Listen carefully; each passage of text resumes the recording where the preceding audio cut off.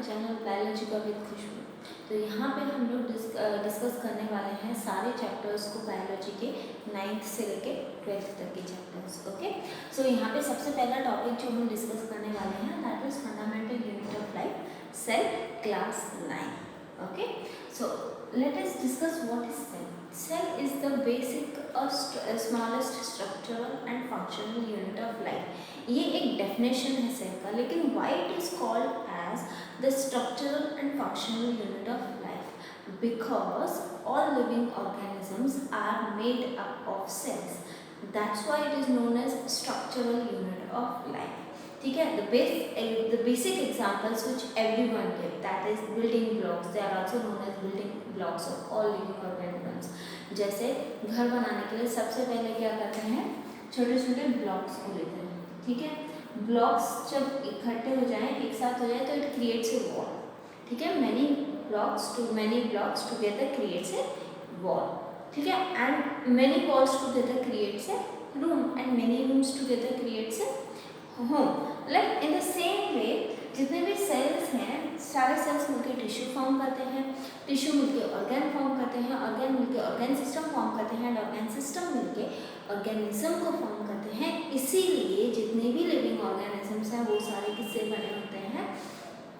Cell से बने होते हैं। That's why they are known as structural unit of life. अब आते हैं फंक्शनल यूनिट ऑफ लाइफ। इसे फंक्शनल क्यों कहा गया? Because each and every cell of the body has a function. Okay, so each and every cell of the body perform a function. That's why it is known as functional unit of life or functional unit of all living organisms. अब cell की study को हम क्या कहते हैं? Cytology. जो cell की study है उसे हम क्या कहते हैं? साइटोलॉजी। अगर हम सेल की मॉर्फोलॉजी भी पढ़ते हैं या फिर स्ट्रक्चर पढ़ते हैं, जो कुछ भी अगर हम पढ़ते हैं सेल के बारे में, the complete study is known as cytology. Cell discover कहाँ से हुआ था? सेल टर्म कहाँ से बना था? Cell term was derived from a Latin word called cellula. Cellula का मतलब क्या होता है? लिटिल कंपार्टमेंट्स और small compartments, little rooms, small rooms, you can say anything. तो इसको डिस्कवर करने वाले पर्सन कौन थे? There was a scientist name Robert Hooke. Robert Hooke ने 1665 में एक सिंपल माइक्रोस्कोप डिस्कवर किया था। ठीक है, उस माइक्रोस्कोप को अच्छे से इन्वेंट करने के बाद उसमें कुछ चीज़ें वो ऑब्जर्व करना चाहते थे। So what he did that he took A cork slice, dead cork slice, जो भी हार्ड एंड वुडी स्टेम होते हैं उनका जो लेयर होता है that is known as cork. तो उन्होंने कॉर्क की स्लाइस ली और उसको अपने सिंपल माइक्रोस्कोप के अंदर ऑब्जर्व किया। तो जब उन्होंने ऑब्जर्व किया तो वहाँ पर उनको एक हनीकॉम्ब के स्ट्रक्चर जैसा दिखा। ठीक है, कुछ ब्लॉक्स दिखे जॉइंटेड, जो कि ऐसे लग रहे थे कि कुछ छोटे छोटे रूम्स वॉल्स के साथ एक दूसरे से अटैच।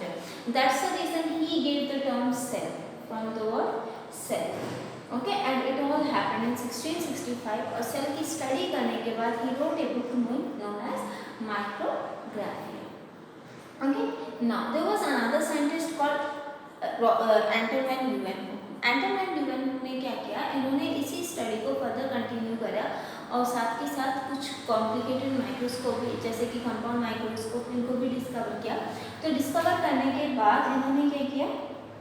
1676 में, ठीक है, इन्होंने एक लिविंग सेल को डिस्कवर किया। कैसे? ही टुक ए वाटर ड्रॉप को लेके इन्होंने माइक्रोस्कोप के अंदर ऑब्जर्व किया, तो he could found a small moving particle. ठीक है, तो इन्होंने उस मूविंग पार्टिकल को डिस्कवर किया as a living cell, bacteria. And he is also known as the father of microbiology because he do the study of micro organism. इसके बाद फिर हम बात करते हैं सेल थियरी की।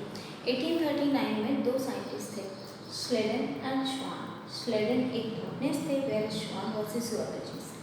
बॉटनिस्ट इन द सेंस वो प्लांट की स्टडी करते थे, where Schwann used to study about animals. ठीक है, अब इन दोनों ने एक डिस्कवरी की, Robert Hooke and Anton van Leeuwenhoek की स्टडी को कंटिन्यू रखा, और कंटिन्यू रखने के बाद उन्होंने एक स्टडी की अपने अपने फील्ड में कि स्लेडन ने कहा जितने भी प्लांट्स हैं वो सेल से बने होते हैं, वेयर श्वान ने कहा कि जितने भी एनिमल्स हैं वो सारे सेल से बने होते हैं। So what they did in 1839 they came together and formed a concept that is known as cell theory. Cell theory के उन्होंने दो बेसिक स्टेटमेंट दिए। One statement was all living organisms are made up of sales.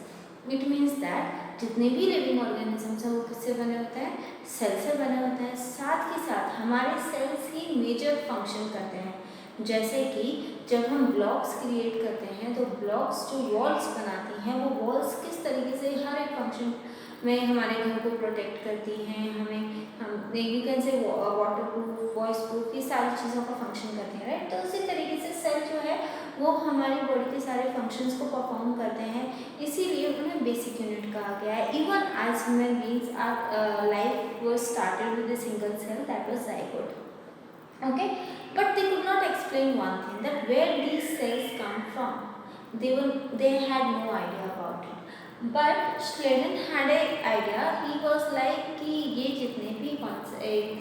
जितने भी sales हैं वो सारे spontaneously form होते हैं, ओके। मेरे श्वान का आइडिया क्या था, वो इस चीज़ से डिसएग्री करते थे, ठीक है। उन दोनों की इस बात पे ही एक दूसरे से डिसएग्री, उन दोनों ने इस बात पे एक दूसरे से डिसएग्री किया था।